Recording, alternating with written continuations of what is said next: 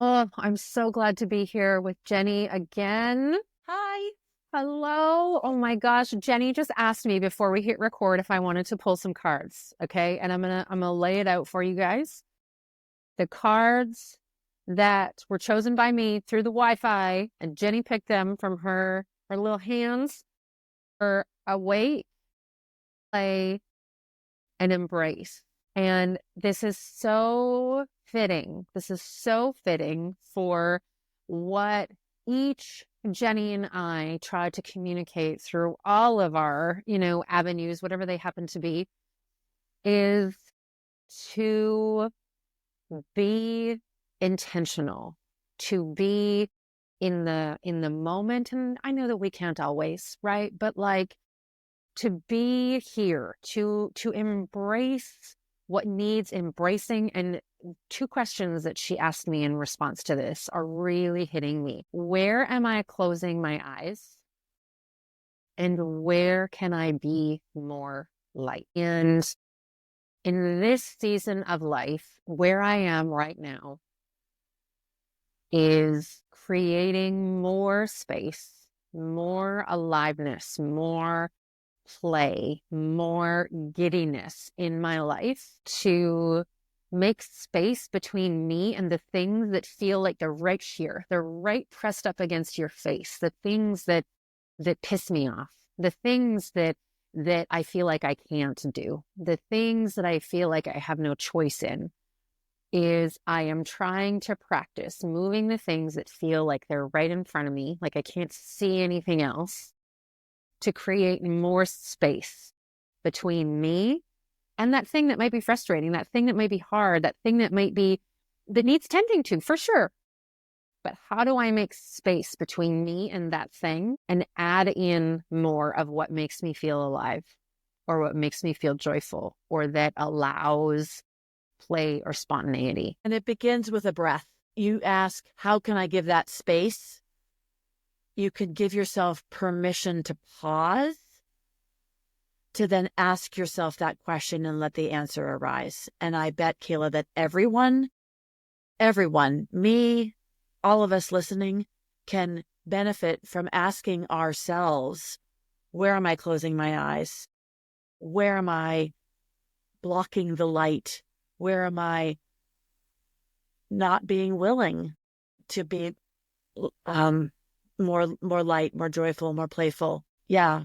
We Thank you for being so willing to begin that way. I created this mindfulness deck when my son was little, and now he's 20, and it helps my clients and it helps me every single day. So there you go. Thanks for starting with a game. It's Yeah. like we're on a game show. Yes, yes. And for somebody who has ADHD, who is parenting at least one with ADHD, married to an ADHD person, the more that I can gamify my life, the better everybody else is, right? I can't, what I'm learning, and my oldest is getting, he's so emotionally intelligent, but still little, And so the other day he said to me, Jenny, I feel like all you do is pick on the things that I do wrong. Oh, oh. And had I not had some self-care rituals, leading up to this moment, I probably would have said something really mean, like, well, yeah, you do a lot of shit wrong. And yeah, it's really easy to get dressed in the morning, but you can't seem to handle it. So I have to be all over you to get it done. Right? Because that's naturally what I want to say. And I have to pause. My clients ask me this all the time. How do I go from a moment that's triggering, from reactive to responsive? And I always say there is this magic. There is this magic moment. It could be half a second, 30 seconds, a full minute. You don't have to respond right away, even if things are heightened, right? So in this moment, he shared this with me and I took it in and I said, wow, that really hurts. That's how you feel from my communication. And I said something like, how can I do better? How can I show up differently to this? And he was so deep in feeling crappy about himself that he said, you're not doing anything wrong. I'm probably still the one who has to, get dressed in the morning and do all the things on time and la, la, la. So I let him get that out. But then eventually he said, it bothers me when in my brain, I've already decided to do something and then you ask me to do it. It feels like I'm doing it wrong, or I'm not smart enough, or I'm not doing it on your timeline or whatever, right? So he's like busy playing in his own world. And I'm like, hey, buddy, can you go get dressed? He doesn't hear it like that. He hears it as, could you fucking go get dressed? You're wasting your time, right? How beautiful that he was able to articulate that with you. This reminds me of conversations with my son when he was your son's age. Beautiful. And you responded. You didn't react. To react is to co-create with what's negative, to amplify that negativity. You responded. So yeah, so keep having that dialogue with him of, all right, I'm going to ask you something. What's the best way to ask? And he's going to keep changing. And it's going to change all the time, right? So what we settled on. Wait till puberty. Yeah, absolutely. Right? Yeah. So what we settled on was like a hand on the back and an invitation to look at the clock. Oh, that was what we settled on. Because that's gorgeous. Because he's thinking, I got 20 minutes. Chill out, Mom. Right? Like, I can get dressed and brush my teeth in 20 minutes. And you're thinking, but have you? But do you? Have you? Yeah, this is great. Oh, strong work, Mama. Yeah. So it was this beautiful moment that amalgamates all of the things that I have experienced as a human, as a parent, into, okay, I can pause in this moment. Even if he was still nattering on or still, maybe it turned mean or even like vicious towards me in some way, I don't have to respond until I feel like my response would come from the place that I intend to be as a parent. There you go. And you've got to give yourself spaciousness to do that and time. And I know that we're always feeling rushed and we're always trying to beat the clock. But slow is better. Yeah. Giving that time to, and even saying, it sounds like your son is already on board with this, but some other parents might need to hear this. Even saying, please give me a second to figure out how I want to respond. Thank you. Yes. Give me a second. Yeah. I've heard you. Thank you. Like, I've heard you. Message received. I need a minute to process that. Like, yeah. And I want to circle it back real quickly to the beginning of your intention in asking for the words. When we ask, how can I be lighter? How can I have my eyes more open? I believe the universe is going to give you lots and lots and lots of opportunities to practice that. Yeah. So you've opened the door, and probably, Kayla, after we get off the phone and later today when you're with your kids, it's probably going to be, I need to text Jenny and tell her that there were 3 times when I was able to open my eyes and 3 opportunities to choose lightness. We have choice all day long. Yeah. And that is the beauty of our children. They give us, first, they're our teachers. And then second, they give us all these opportunities to practice all these things that we already are and we're working on becoming. Yes. Yes, absolutely. Jenny, what would you say to someone who is listening right now and having the internal dialogue of, oh yeah, well, that's nice, but I can't access that. I don't have the time or the resources, or I'm not skilled in these ways. Lovingly say, that's an excuse. I'd ask you what you need. Do you need a hug, or do you need me to just listen? And then I would say, try and say, let's put a tool in your back pocket. And maybe that tool is trust. Trust that you do have the ability and the bandwidth and the skill. Perhaps it's being imprinted on you because of your childhood. Mm-hmm. And so I invite that individual listening to plug in to their desire. So for a really long time, my desire was to be peaceful, right? And I'd be yelling at the kids, but yet I have this desire. So I started meditating. Okay, you say, I don't have time to meditate. Start with 10 seconds. I think we may have talked about this the last time. And then start with 30 and just commit to the change that you desire. Does that answer the question? Mm-hmm. Yes. So just try, set that excuse down. I get it. It's a legitimate excuse, but the excuse isn't serving you anymore. When are you willing to let the excuse go? And when you say you don't have resources, I want you to start noticing, listener, that every time someone does give you an offer of help, hey, I'll pick up the kids. Hey, you don't have to do that thing. I'll do it for you. And instead of pushing that help away, say thank you and receive it. Sure. Yeah. And maybe you're doing this on your own. You're a single parent and you don't have any support and you're freaking tired. And start with getting to bed early and getting sleep for you. You've got a kid that wakes you up in the middle of the night. Well, try and put your feet up during the day.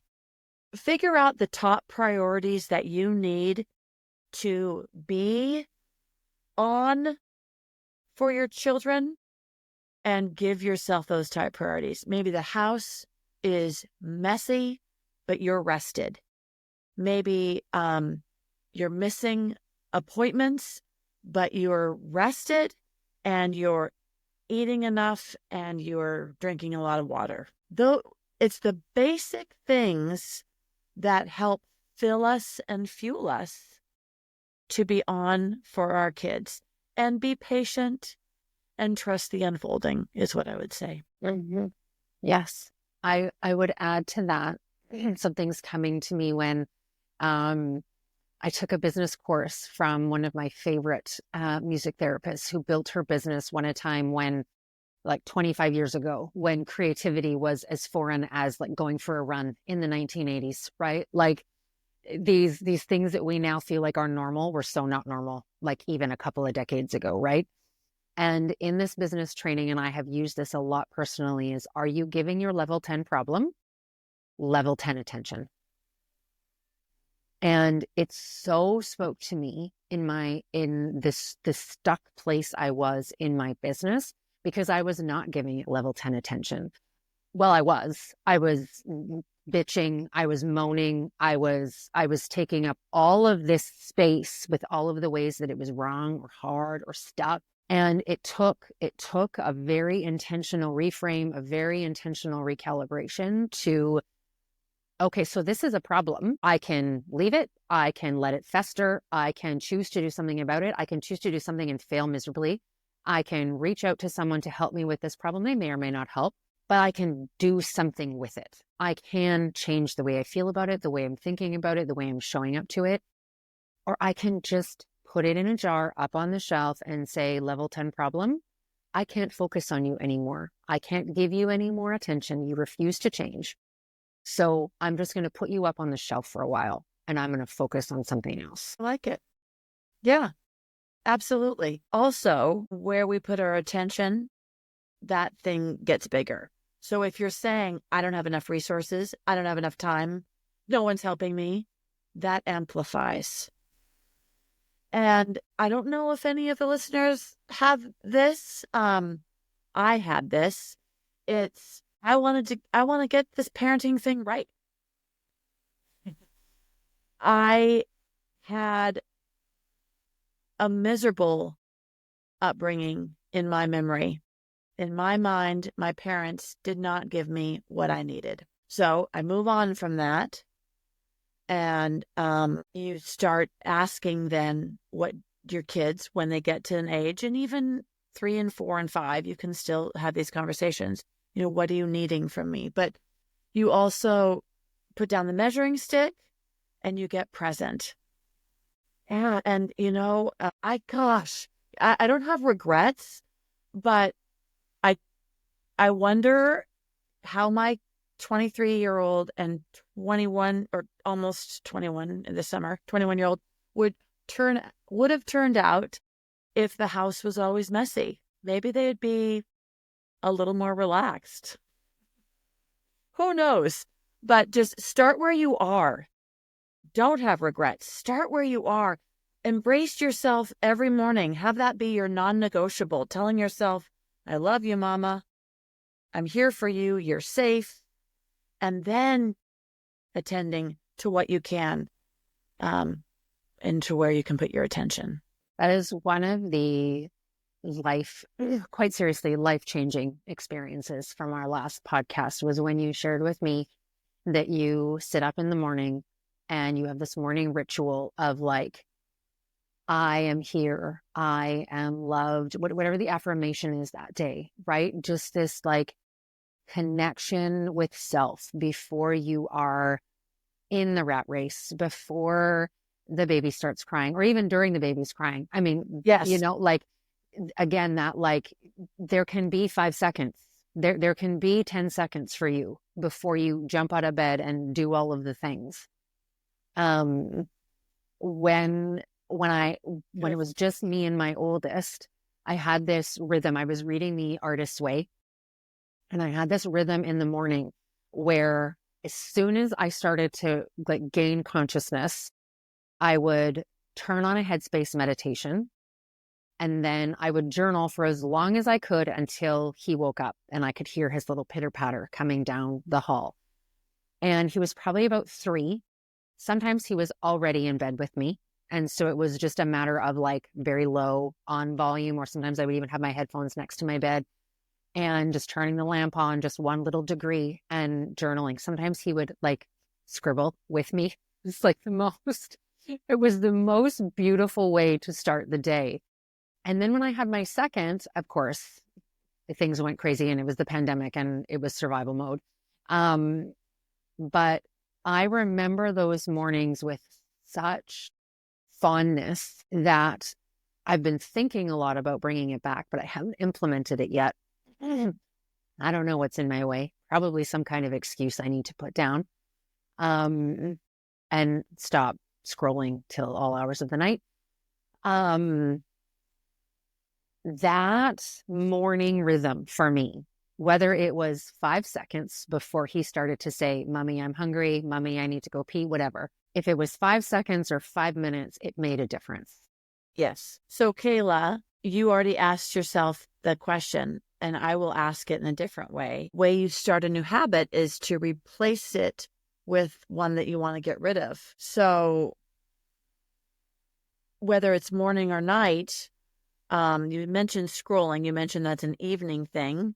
What do you want to replace with your old life-giving habit instead? And you don't have to answer now, but I ask that to the listener too. Like, as you're building new habits, it's the new year, right? I don't believe in resolutions, but I believe in intention. So pick a word, pick a theme. Instead, ask yourself, how do you want to feel? Who do you want to be? And before I even allow you space to answer the question, I'll share with you the end of my year. I've really been wanting to be a walker and a reader. And I have been hitting the bed each night. Oh, I didn't walk. Oh, I didn't read. And I bring my book out of the living room every morning and I sit down with it with my tea and I meditate first, and then lots of practice of just not even opening the pages. So I now can call myself a reader. I think since October is when I started this, and it's even just 10 minutes. And if it doesn't happen in the morning, it happens before I cook dinner. And then our car broke down. The car that I drive broke down. And so I started walking 1.5 miles away to where I row at a gym. It's called Row House. And then I was like, oh my gosh, it's 1.5 miles each way, round trip 3 miles. I'm having so much fun, even in the rain, because I live in Seattle. being out in this fresh air in November and December and January, I'm going to keep doing this. So now I call myself a walker. So instead of a resolution, think about things, and you've already got your thing that you're talking about and that is on your heart. Think about how you want to be. You want to be a journaler. You want to be a morning doodler. You want to be a morning prayer, a morning meditator. You want to be a nighttime Zen artist, whatever it is. And then there's no magic. You just do it. You show up. You just do it. You do it one day, you mark it off on the calendar. You do it the next day, you mark it off on the calendar. You have notes to remind yourself that you can see that go, oh yeah, I wanted to do that. Yes. Yes. Get a priority. My word for 2025 is recalibrate. Oh, I like it. Recalibrate has a bunch of subcategories, but in general, it's recalibrate. It's recalibrate how I am running my business, as in slowing down, taking on less projects, giving myself more time for rest and fun and play.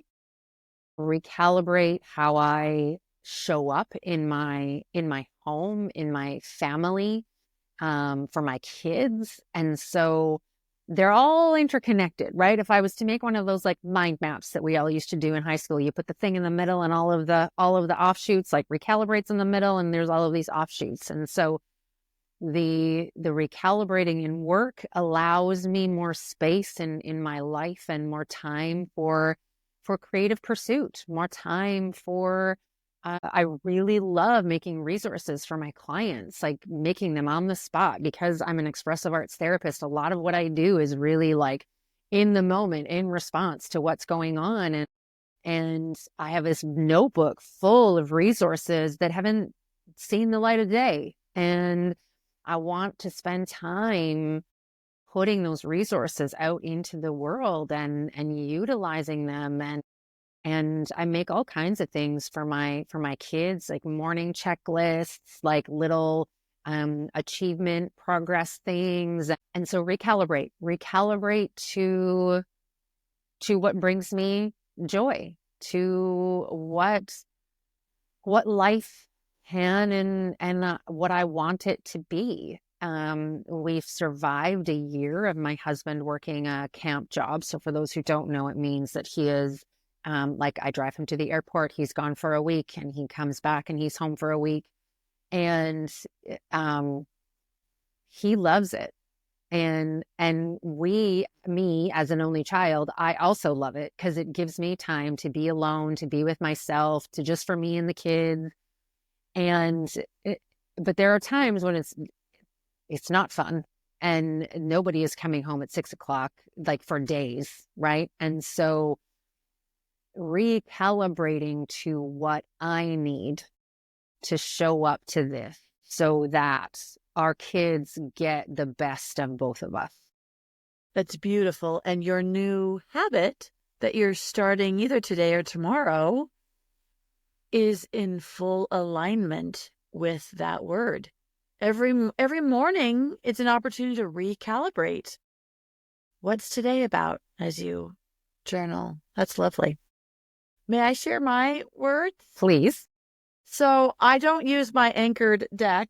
I spend the month of December journaling and reflecting, those questions I said earlier. How do I want to feel? Who do I want to be? So this is the first year in about 10 or 12 years or more of doing this where I chose 3. And so the 3 are agency, rising, and harmony. So my theme is personal agency, rising in harmony. So getting out of my own way, elevating my vibration, and being at peace and being in harmony. So I haven't spoken that out. I had a Substack and I have my blog, and I'm working on creating articles for both of those places this week. So I haven't like fully written it out, but it feels good. Yeah. I can sense that as the words are coming off of you, just like your posture, just even the way that your face is softening. There was like alignment there. There was like this this feels like it serves me in this moment. Thank you for reflecting that. Thank you. Yeah. Do you ask your kids if they have an intention or theme or idea or word for the year? I haven't. My partner, based on this job, he was gone from Christmas Eve to New Year's Eve. And then when he got home, we hosted a bunch of his family because he missed, like a whole week of things. And then I dropped him off again on Tuesday to go back to work. So really, in terms of that reflection time with the kids, I haven't had an opportunity to even share with them what my word is. But I am hoping in the next couple of weeks we'll have a little sit down and reflect on that. On the weekend, we actually brought out a bunch of like collage material, and we all just made like a collage just for fun, really. Mine was a bit of utilizing the recalibrate as my expression. I had a bit more of an intention, but the kids more just picked pictures of animals and things that they loved and put it on there. And so I like to provide lots of opportunities for creativity and play, because I think it's really important. My kids, probably to their teachers' dismay, like challenge their teachers on what art is supposed to be and what I will deem appropriate. My son his teacher made him redo this Santa 3 times. Oh, what? Three No, times. please don't say. Please don't. I know. Please don't say redo and teacher in the same sentence. So it was like a gift for us, like it was the Christmas craft or whatever for us, and he made the Santa with like gray. It was like a gray skin tone, and then like different colored eyes, and like a red toque or a blue toque or something. And his teacher was like, well, your mom probably won't like that. And I was like, well, first of all, please don't make assumptions about what I will be okay with and what I won't be okay with. And second of all, didn't you just ask him to make a snowman? And I'm pretty sure he delivered, or Santa. I'm pretty sure he delivered in making Santa. Like, isn't this art? This is not science. This is not exact measurements. Whoa, that makes me so sad. So I kept my cool in conversation with him, and I just said, if you want to advocate for yourself and you want me to help you walk you through those words, I can help you with that. But he already knows, knows, because I mean, I've had expressive arts therapy training for most of his life. So he knows. I'm like, there's no wrong way to do this. There's no right way to do this. He already knows. Like, he wouldn't have felt confident to make the Santa like he did had it would have been proper, right? And proper. And so anyway, he redid it one other time. And then I don't know what happened with that one. And so I just checked in with him and I said, do you want me to follow up? Like, is this causing you distress? Like, what? And he's like, no, whatever. She just wants me to do it this proper way. And so whatever, I'm just going to do it. And I was like, okay, fine. But they know to say things, to their teachers like, well, if you haven't told me a proper way to do it, then like, this is how it came out of me. This is how we do it, right? We have all kinds of what people would consider bad art and coloring outside the lines and all the things. I on purpose color outside the lines because it's like an act of defiance about perfectionism, right? Yeah. And so anyway, beautiful. Like, to color outside the lines. So he's having this experience at school and I'm like, oh my God. And I get it. I have had teachers in my life who are also stuck between a rock and a hard place. They are trying to assess fine motor skills and comprehension of the assignment, like all the things. I get all the things that are happening in the background. The thing that just breaks my heart for all students who have art that's graded, or play or drama or voice that's like graded presentations, is that it unintentionally just dampens all of that original, shuts them down. Yeah. Creative spirit. Yeah. Right. Yeah. Well, thankfully, you are their mom and you can show another side, and they get to choose to believe that teacher or not. You're making me think of the topic, and we kind of mentioned it at the very beginning before we hit record, is, the holidays are over. We've packed them away. It's like, what do you want to bring with you? So hopefully your son will not bring with him coloring within the lines and proper ways of making a Santa hat. But that's also a reason why I don't like resolutions. It's like, I want to still carry the spirit of the season. So, and you mentioned the word joy. So like, for me, that is the spirit of the season, joy and peace. And so instead of just like packing it away, thank God the holidays are over. What part of the holidays didn't get enough time? And I love it. Your husband had that week, that he was gone. So you guys are spreading it out, and you're thinking about having a conversation later in the month. Yeah, there is no urgency towards when the new year begins. This is your new season. And yes, it's marked by the calendar, but I want all of the listeners to not feel a sense of, oh, well, I don't do morning pages, and I haven't done this yet, and I haven't even thought about my word of the year. Give yourself time, an expansive breath. Give yourself breathing room, and just wake up in the morning, and what is the priority today? What element of Christmas, what element of the holiday do I want to carry with me today? I still want to play Christmas music, if that gives you joy. Or I still want to keep my twinkly lights up. Or yes, I still want to keep out my favorite Christmas mug, whatever it is. Hang an ornament in the kitchen instead of on the tree. Yeah.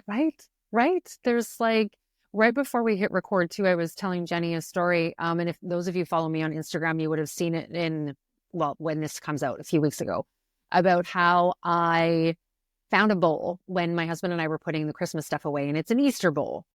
And I don't think I've ever used it because it's just been in this box, and we don't really decorate for Easter, and I only have a handful of things. Anyway, and I said to him, well, I want to use this bowl. And he looked at me like, what a stupid ass question. Like, why are you even thinking, like, why is this even a question? Leave the bowl up, use the bowl, whatever, right? And here I am going through this whole process of like, what's proper? It probably should be with the Easter stuff. Where do I put it? Where do I keep it? And he was just like, Kayla, use the goddamn bowl. Yeah. Like, it was just, it wasn't like mean. It was just like, why are you overthinking this, man? Like, you love the bowl, use the bowl, leave it out. It brings you joy. You want to eat yogurt out of it, just do it.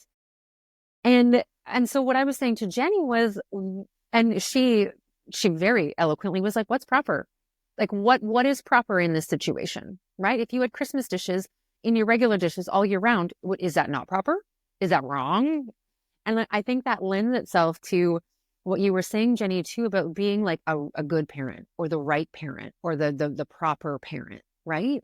And if I can summarize, everything that we've kind of talked about around being awake, being playful, embracing moments, is I can't speak for everybody else, but I know that I get in my own way. I almost put the bowl back in the box. Right? Why would I do that? Allowance.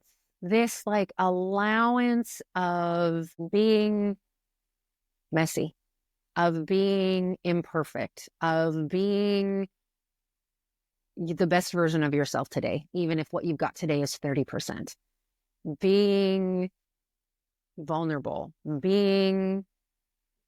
showing up with all of you, right? With all of you. The pursuit of proper, of good, of right, like you said, is like the measuring stick. What is proper? What is right? Yes. And if you can put that down, if you can put down the rules that you have inflicted on yourself to be that perfect parent, you will make more room for your intention, whether it's joy or lightness or peace. Put down that hard, rigid barrier of yourself. Be tender, be loving, be gentle. Be the way you want to be, and I imagine are a lot of the time, to your own children, to yourself. So much energy going out, prescribed to look like, to be like what we imagine the good moms do, the good people, the good humans, the good wives, right? What is much? Yeah, what is even a good mom? Yeah. Like, and putting that out into extracurriculars, the right school, the right clothes, the right what, and if you put that same love, care, and connection and tenderness that you put out this way, I truly believe and have experienced in moments of my life when I've been able to overcome that narrative, that it doesn't even exist anymore. That what is good, what is right, what is proper, it just goes away. And I know that sounds fluffy and like magical and whatever, but like Try it. When Just I'm more try it. focused, like when I'm more focused this way, right? And like my life and my things are here and everything else is out in the periphery, is like this container feels safe. This container feels good to just exist within my values, within my being, within my intentions. That when I put everything else at a distance, when I can pour into this, when I can fill my own cup, then living in this container doesn't feel so stuck, trapped, like I don't have choice. Exactly. So give yourselves permission to release that trap. Thank you so much, Jenny, for yet another enlightening, amazing conversation, not only for me, but for the listeners who may be in a stuck, rigid, hard position in life, and breaking it down to be simple in practice, harder when we consider the narratives or the head games or the things that we can talk ourselves in or out of, is that when we break it down, it is really quite simple around choice or intention. 5 seconds of this, 5 seconds of this, doesn't have to be an hour. If you got an hour, it's magical. That's magic to eat it up. Yeah. You're welcome. It's always a delight talking to you. And yes, make it accessible, and it is accessible, and we're the only ones that get in our way. So thanks for having me. That can be such a hard, uncomfortable truth to look at, to face. That's like absolutely the question that immediately is coming to me now is like, where are my eyes closed and where are my eyes open to this? Right? Like, yeah. Be gentle with yourselves, be loving with yourself, and be patient. Be patient. We're all figuring this out. And in a world that's really dark and hard right now, we do need the joy and the lightness. Yeah. Thank you so much again. You're welcome. And just really quickly, you mentioned a Headspace. There's also an app called Insight Timer, and it is free. And I'm on there. I have about 5 meditations. Amazing. And they're all free and they're simple. And it's just, you find it under my name, Jenny McLaughlin.